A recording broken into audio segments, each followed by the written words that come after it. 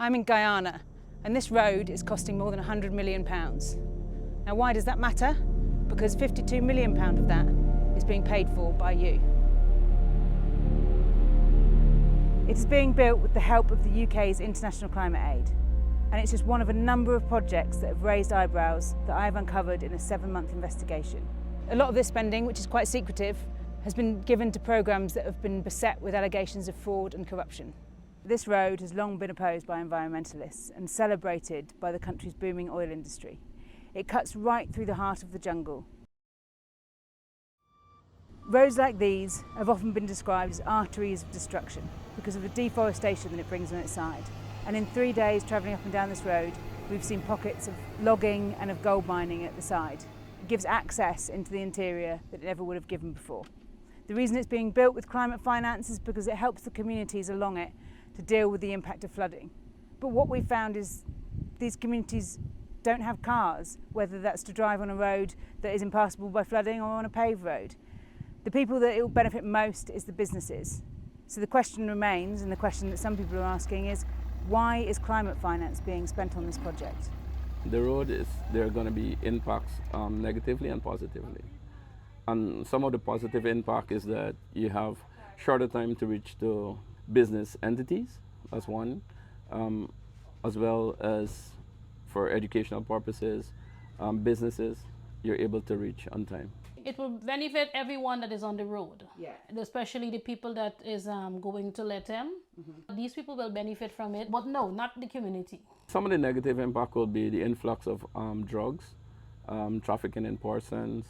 Some of the negative impact of this road will be pollution, language barrier would be one. So that's something we need to be prepared for. Some of the other thing is people trying to actually bridge your system on the way of life. Guyana is one of the world's fastest growing economies. 90% of its population live on the coast, and yet this road cuts into the interior. Only around 1,400 people live upon its route, and it's estimated that it's going to be used by 52,000 people a year. That's the same as the M25 in about 5 hours.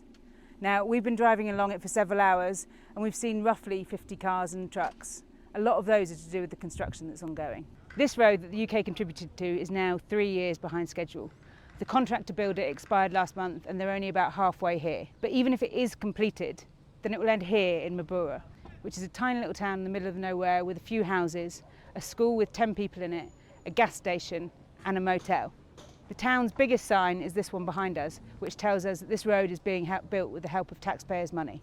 If it is ever completed, some people believe that it won't even benefit the community here, but it will benefit the Chinese logging company, which takes the timber out of this rainforest.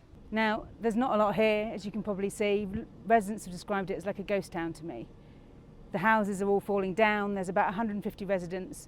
There is a school, which has about 10 kids in it, and there is a supermarket and a cafe. But it's not really a destination. It's somewhere people will pass through on the way to Brazil. If you walk around the village, you can see that the houses don't have any cars outside of them. There's only about 2 vehicles outside about 15, 20 houses. One resident said to me, the people who this really is going to benefit is this is a Chinese company that are logging in the rainforest here, because it's going to allow them to get their logs back up to the coast and up onto the ships quicker. To find out more about the costly climate programmes that you're paying for, follow my reporting on the Telegraph.